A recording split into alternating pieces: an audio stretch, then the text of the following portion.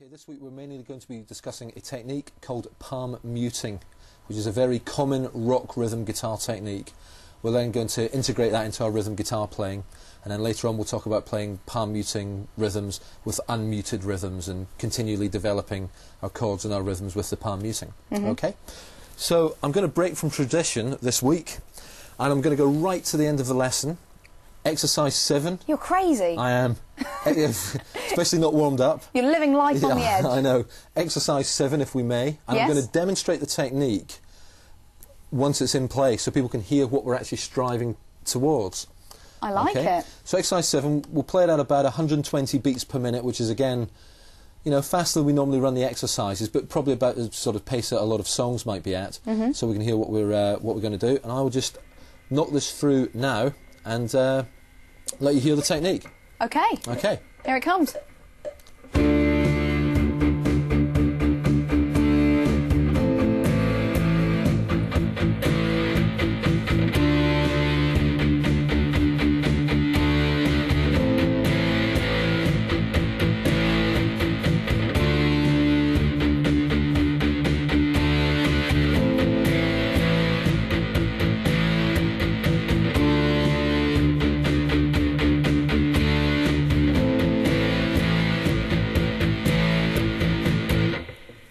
We're going to be playing that by the end of this lesson? No problem.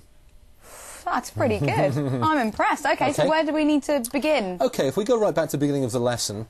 Okay, so we've ended, we're beginning again. That's the end, yes, exactly. We'll go right back and we'll look at exercise 1 in a second. All right. But the first thing I need to stress is the technique of palm muting, or explain how that works.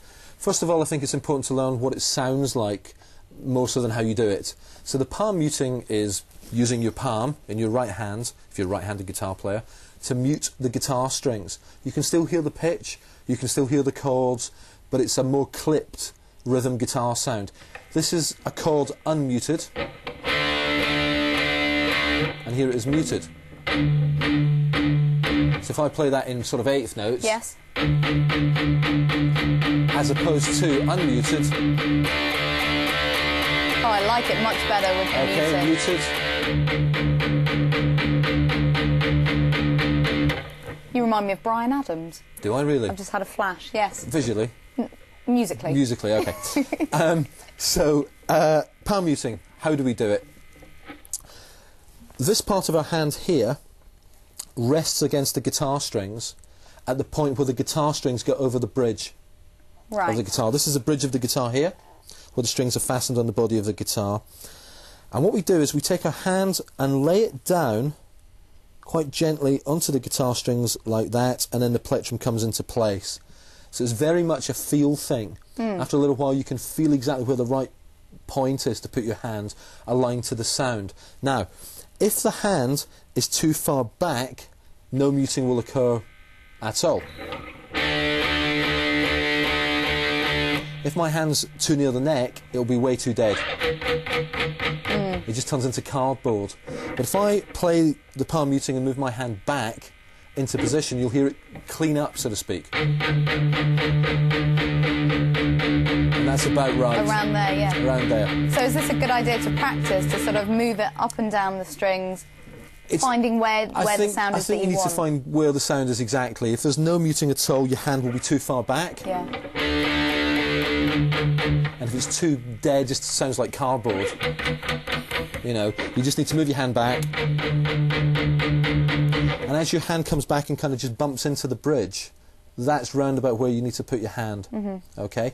Now, I was doing that palm muting on a chord of D5, which hopefully everybody will know by this point, chord of D5, which means that the palm muting was lying across strings 5 and 4. I was going to say, is it not covering all of the strings? Well, your hand is resting across the strings, but because of the angle of the hand, there's a slight adjustment between the chords, i.e. if you're playing a 6-string root chord, feels slightly different to a 5th-string root chord. It's very hard to see the physical difference, but you can just feel that you need to move across a little bit. Bend your hand back just so I can see. So that's like the corner left bit of your palm, really, isn't it? Yes, if I go to put my hand down, let's say on an A5 chord, strings 6 and 5, okay, I just lay that into position there, turn the volume up. Just show you that again. Yeah. And then if you were going down to the 5th If I move to string, D5, my hand just moves over a fraction. I don't know if it's even perceivable to somebody watching, but I can feel my palms move the difference in the string spacing. So this is something that you'd learn maybe not by watching it or watching the video, but by actually doing it yourself. But you've got to just do it. You've just got to get the feel for it. And as I say, the main point is get used to it's too dead, my hand's too near the neck, nothing's happening at all, my hand's too far back. And key point is do both strings ring simultaneously. It's a muted sound, but make sure that one string isn't ringing out as if it's unmuted and the other one's muted. Make sure it's even across both strings. Because that would just sound weird. Yeah, I'll try and demonstrate that badly if I can. But that's ringing too much.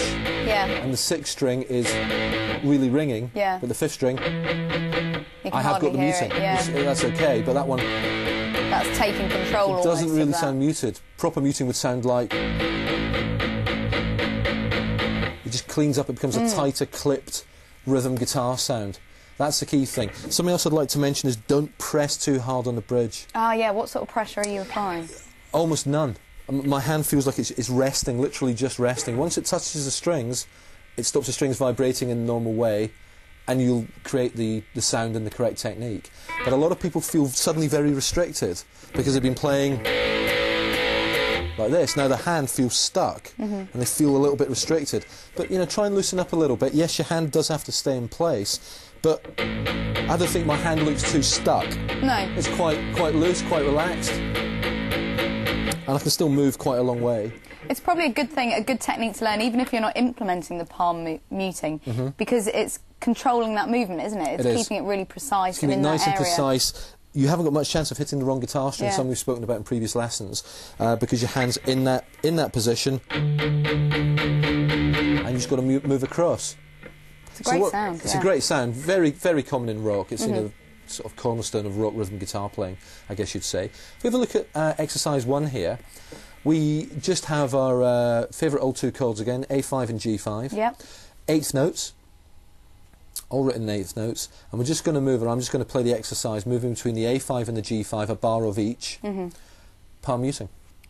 Okay. I'll bring up the extractor, so we've got a bit of Gigajam background band. Yeah, we'll just run this one at, say, 80 beats per minute. Yes, I was going to say, I'll turn that We won't do it down at 120 like we did the last one. We'll just run this one at 80, and hopefully you can hear the sound, and as I say, very important to know what it's supposed to sound like. So. Here we go then. This is exercise 1. Down to the G5, back up to A, G,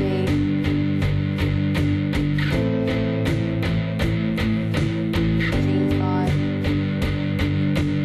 1 and 2 and 3 and 4 and 1 and 2 and 3 and 4 and 2 and 3 and 4 and 1 and 2 and 3 and 4 and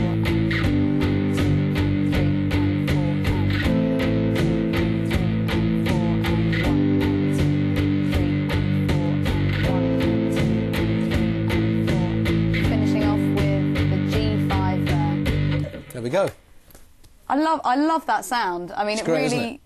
yeah, and it's such a. Is it a simple technique? Have I just said the wrong thing there? Do you know, it is a simple technique once you kind of trust to just letting your hand fall in the right place, and you've done it long enough. It's one of these things. Once you can do it, you can never understand how it was difficult in the first place. It's a little bit like that. But initially, it may take a little while just to get used to it. So persevere. Yeah. Still sounds a little bit too dead. Just relax.